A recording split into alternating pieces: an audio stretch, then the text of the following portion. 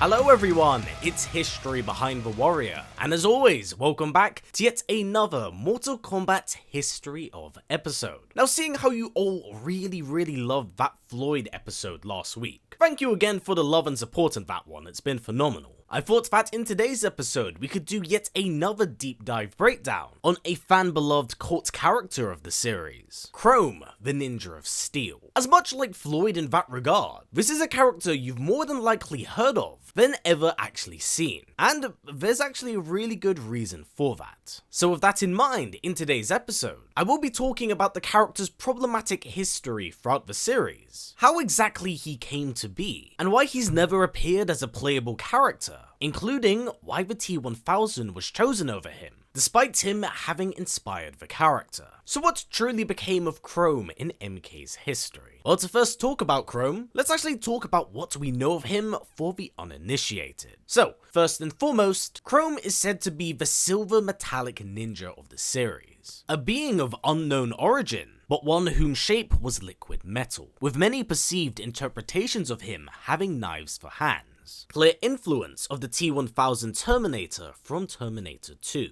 But here's the thing, right? All visual depictions of Khrome we've ever seen have been fan interpretations of how they perceive this ninja. He's yet to really take on that of a canonical form, and the one we do have is largely seen as a mistake. But where does such an idea stem from? Well, this would take us to the very early 2010s, where we would get our first real appearance of the ninja in 2013, being produced as part of a partnership between Warner Brothers and Pulp Culture Shock Collectibles, as this is where he would make his debut. So, everything seems pretty solid in stone, right? Well, not really. Whilst Khrome did make his somewhat first appearance through a statue, it was not an intentional creation, but instead simply a manufacturing defect of smoke, as he was also a part of the line of figures. The Khrome design was a completely unintentional one, as Smoke's grey had simply been replaced for a silver, hence the very traditional MK3 design, but with a very distinct colour change,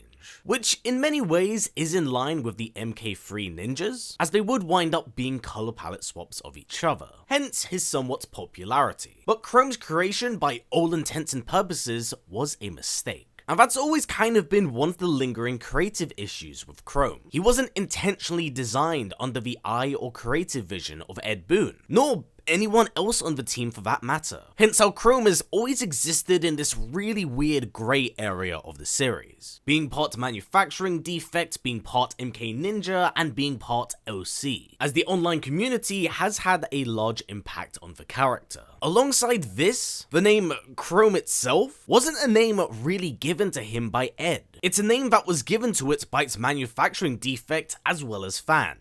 Which, I will say, that trying to track this all the way back to the early 2010s has been extremely hard, so it's kind of unknown of where this name originally came from, as it's a very which came first, the chicken or the egg situation. But the point is that this wasn't an intentional creative design. It was a cool but very happy mistake. Yet, even so, with all of these factors in mind, it's here where the somewhat myth of Khrome would begin, because somewhat similar and akin to characters like Ermac and Scarlet, who were urban arcade rumors of the 90s, largely passed around through word of mouth. A very similar approach would be applied to Khrome here, of a character lost to time or one that was hidden from the public eye, only strictly reserved to that of statues. It really did become a bit of an online legend for the community, only being reinforced by very talented artists interpreting his design, as well as countless petitions online to have him be in game, more specifically MKX, which did come out in 2014. But of course, since the character's accidental creation, not only has he alluded to be playable in one Mortal Kombat game, but he's alluded 3. And why so is this the case? Because it's not like the character isn't acknowledged by Ed, as he quite oftenly interacts with tweets mentioning him, and they even somewhat homaged the character in MKX, as there would be a combat card of his design, and he would make another but nameless appearance as a corpse at the bottom of the pit in the crypt mode. So he is acknowledged in many ways up to a certain extent. But what has truly prevented him here? Well, I'm gonna be for real. There's a multitude of different reasons. And whilst they haven't outright come out and said it, there's actually a lot of legal issues kind of surrounding this character, as he's so unbelievably splintered in the franchise, going off in a multitude of different directions here. Now, keep in mind, this isn't official word, as I highly doubt Ed will ever confirm nor deconfirm him, but more of my own educated hypothesis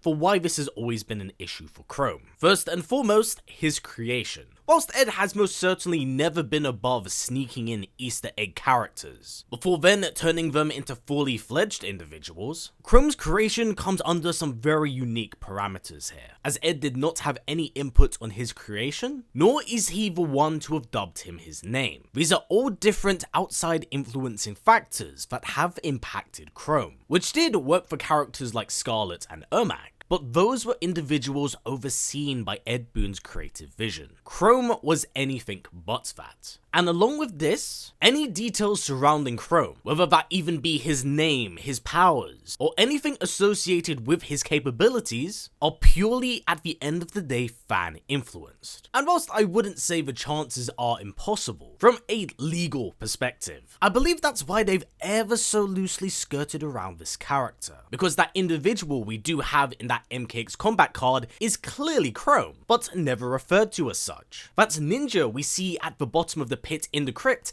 is clearly Khrome, but is never referred to as such. I believe that there may be a lot of legal and licensing factors which influences the limitations of this character, and possibly the main reason why the T-1000 was picked over him. It actually allows the team to work around those legal parameters, whilst also giving them the ability to kind of tell Khrome but in their own way, using the T-1000 as a base form to then have their own MK twist on it. Because there's no doubt in my mind that the T-1000 at the very least will have a silver ninja mask, or at most, have an MK3 color palette swap. I'm willing to bargain and believe that is the real choice going on here. Plus, it also does scratch NetherRealm's nostalgia itch for 80s characters, while simultaneously giving us a character that influenced Khrome. It's actually quite ingenious in that regard. So naturally, we do come to the question of, do I think Khrome will ever make it into an MK? I don't really think so. At least, I don't believe the chances to be too